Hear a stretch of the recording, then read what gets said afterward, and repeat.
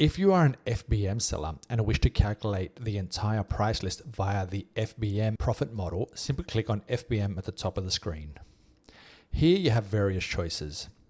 If you're in the US, you can use USPS Zone 4, 5, or 8, which calculates the differences differently according to the package size. If you do not wish to use this and override it with your own value, you can simply add your own value in the extras section. For this example, let's use USPS Zone 5 and hit save.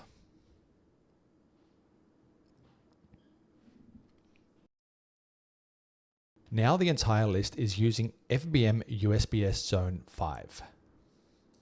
Notice that in the calculation of the profit, we have the shipping fee now added and the FBA fee, placement fees, and other information has been removed.